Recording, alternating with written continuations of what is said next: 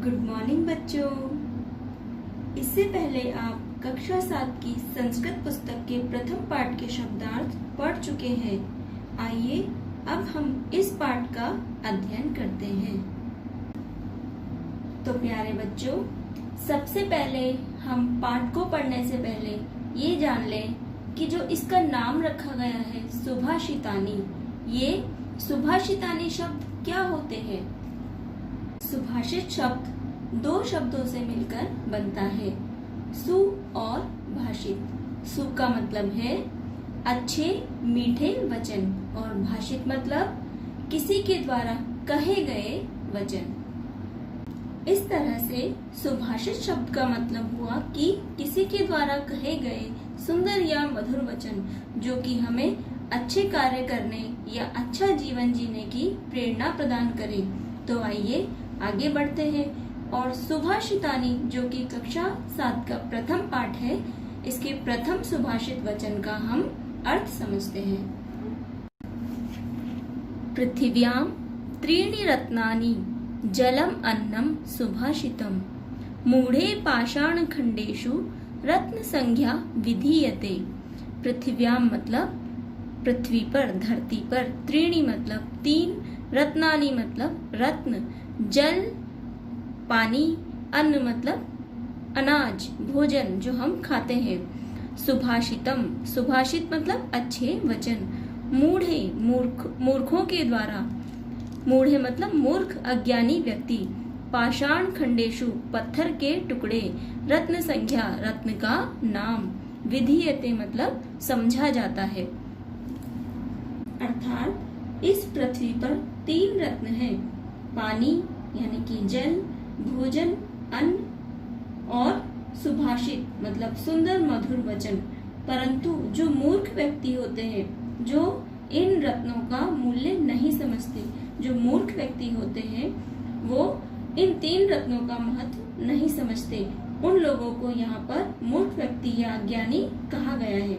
तो मूर्खों के द्वारा पत्थर के टुकड़ों को ही रत्न का नाम दिया गया है। मूर्ख व्यक्ति पत्थर के टुकड़ों जैसे कि हीरा, मोती, पन्ना आदि जो बहुमूल्य धातुएं होती हैं, उनको हम धारण करते हैं, उनको ही रत्न समझता है। जबकि पृथ्वी पर स्थित वास्तविक रत्न तो जल, अन्न और सुभाषित मतलब सुंदर वचन है जो हमें अच्छी प्रेरणा दे। अब हम दूसरा सुभाषित वचन पढ़ते हैं। सत्येन धार्यते पृथ्वी, सत्येन तपते रवि, सत्येन वाति वायुश्च, सर्वम सत्ये प्रतिष्ठितम। सत्येन मतलब सत्य से ही, धार्यते धारण की जाती है, पृथ्वी मतलब धरती वसुंधरा, सत्येन सत्य से ही, तपते मतलब जलता है, रवि मतलब सूर्य, सत्येन सत्य से ही, वायु वाति वायुश्च मतलब बहती है, वाति मतलब बहती है, वायु मतलब हवा पवन, सर्वम सब कुछ, सत्य प्रतिष्ठितम मतलब सत्य में ही स्थित है। इसका मतलब है कि हम इसको इस तरीके से समझेंगे कि इस दुनिया में जो कुछ भी है वो सब सत्य के कारण ही है। सत्य की वजह से ही ये पृथ्वी धारण की हुई है, सत्य की वजह से ही ये जो सूर्य है ये हमें प्रकाश दे रहा है, रोशनी दे रहा है, सत्य की वजह से ही ये हवा चल रही है, बह रही है, और सब कुछ सत्य के द्वारा ही, सत्य में ही प्रतिष्ठित या स्थित है। मतलब इस दुनिया में सत्य की वजह से ही सब काम हो रहा है। यदि सत्य नहीं होगा तो सब तरफ अविश्वास फैल जाएगा, सब लोग झूठ बोलने लगेंगे, किसी को किसी पे विश्वास ही नहीं रहेगा और एक दूसरे को सब हानि पहुंचाने लगेंगे। मतलब धरती पर से एक तरह से अच्छाइयां समाप्त हो जाएगी। तो इसलिए हर कार्य में सत्य होना, सच होना बहुत जरूरी है। तो यहाँ पर कवि ने सत्य का महत्व बताया है। दाने तपसी शौर्ये च विज्ञाने विनये नये, विस्मयो न ही कर्तव्यो बहुरत्ना वसुंधरा। दाने मतलब दान में, तपसी मतलब तपस्या में, शौर्य मतलब वीरता और विज्ञाने मतलब विज्ञान में, विनय मतलब नम्रता, विनयता। नय मतलब नीति। विस्मयो मतलब आश्चर्य। न ही कर्तव्यो मतलब हमको नहीं करना चाहिए। बहुरत्ना मतलब बहुत सारे रत्नों वाली। वसुंधरा मतलब पृथ्वी। दान के विषय में, तपस्या के विषय में, बल के विषय में, विज्ञान के विषय में, नम्रता के विषय में और नीति के विषय में हमको कभी भी आश्चर्य या हैरानी नहीं करनी चाहिए, क्योंकि यह पृथ्वी जो है बहुत से रत्नों से भरी है।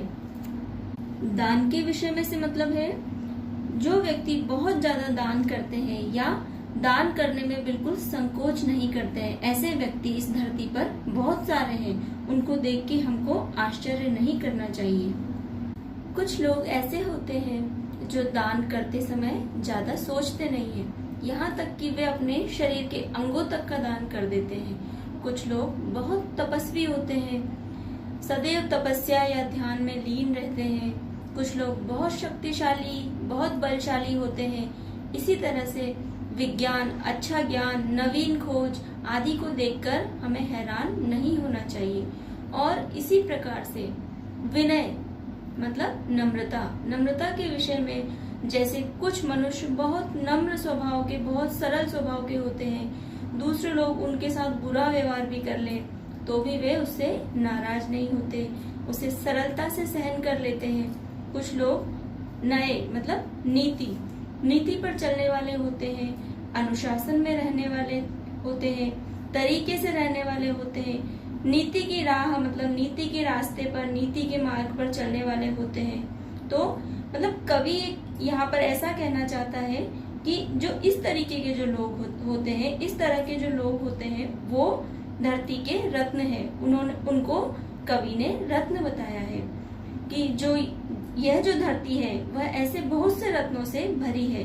अतः ऐसे लोगों को देखकर हमें हैरान या आश्चर्यचकित नहीं होना चाहिए। सद्भिरेवः सहासीत् सद्भिः कुर्वीत संगतिम् सद्भिर्विवादं मैत्रीं च न सद्भिः किंचित आचरेत्। सद्भिरेव मतलब सज्जनों के साथ ही, सह आसीत, सहासीत मतलब उनके साथ ही रहना चाहिए। सद्भि कुर्वीत संगति और सज्जनों की ही करनी चाहिए। कुर्वीत मतलब करनी चाहिए, संगति मतलब उनके साथ ही हमको रहना चाहिए।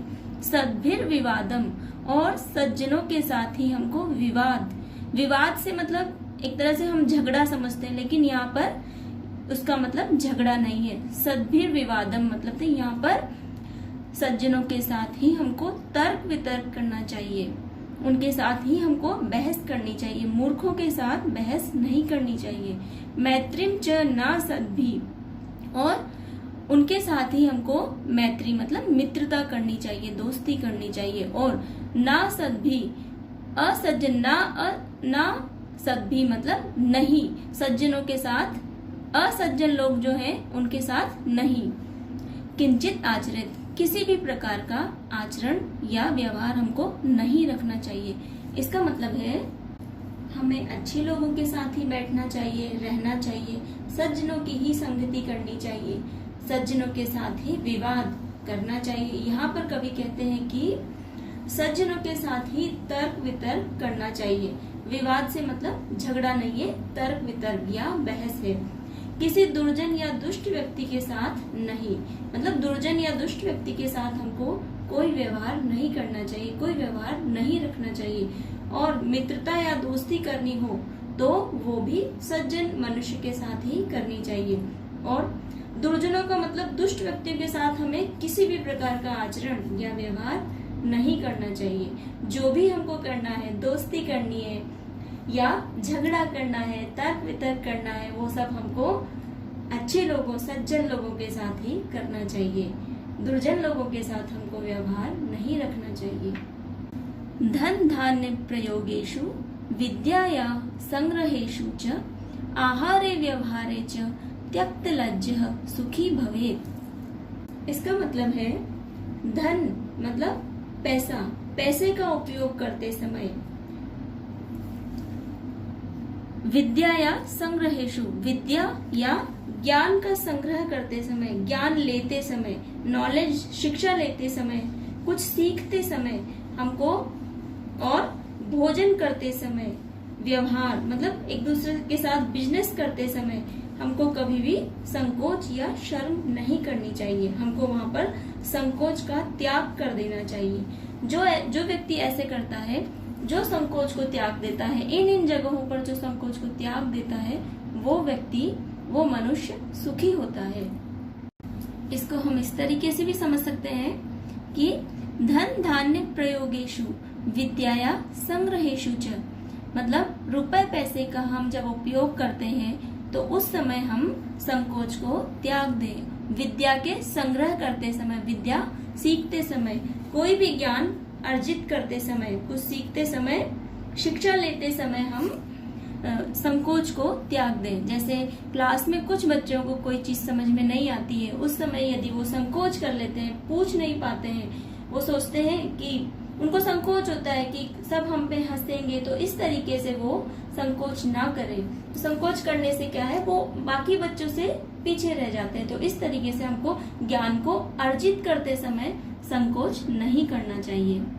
आहारे व्यवहारे च त्यक्त लज्ज सुखी भवेत। आहारे मतलब भोजन करने में, जैसे हम किसी के घर भोजन करने जाते हैं, खाना खाने जाते हैं, हम वहाँ पे संकोच कर जाते हैं, अच्छे से हमें शर्म आती है खाना खाने में, तो हम ढंग से नहीं खा पाते हैं, तो हम क्या होगा, उस समय हम भूखे ही वापस आ जाएंगे। तो हमको ऐसी जगह पे संकोच नहीं करना चाहिए। मतलब संकोच नहीं करने से मतलब ऐसा नहीं कि हम लिमिट में ना रहें, लिमिट में हमको रहना है, लेकिन अच्छे से बिना संकोच के हमको वहाँ पे भोजन करना है।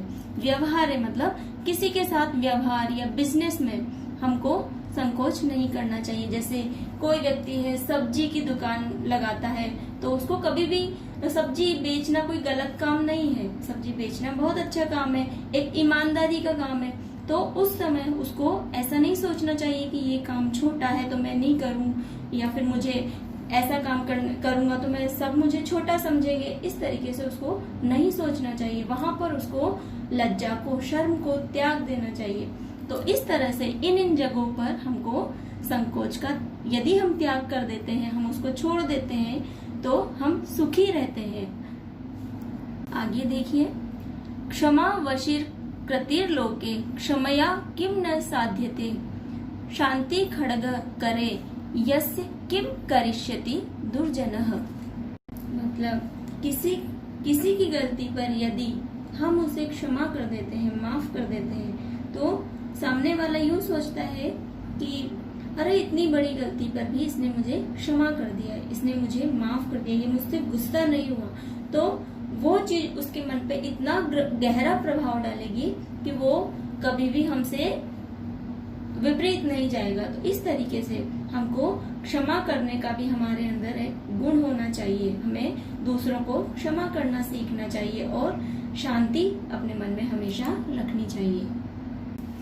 मतलब क्षमा जो है इस दुनिया में, ये क्षमा ऐसी चीज है, माफ करना मतलब किसी को माफ कर देना ऐसी चीज है, ऐसा गुण है कि यदि हम दुनिया में किसी को क्षमा कर देते हैं तो वो व्यक्ति, जो सामने वाला व्यक्ति होता है, वो हमारे वश में हो जाता है। तो हमारे सारे कार्य सज जाते हैं, मतलब सारे कार्य सरल हो जाते हैं। और ऐसा व्यक्ति जिसके हाथ में शांति रूपी तलवार है, उसका दुर्जन मतलब दुष्ट मनुष्य क्या कर सकता है, क्या कर पाएगा। तो बच्चों, इस प्रकार से यदि हम किसी को क्षमा कर देते हैं तो दुर्जन, जो दुष्ट व्यक्ति होते हैं, जो हमारे दुश्मन हैं, वो भी हमारा कुछ नहीं बिगाड़ सकते।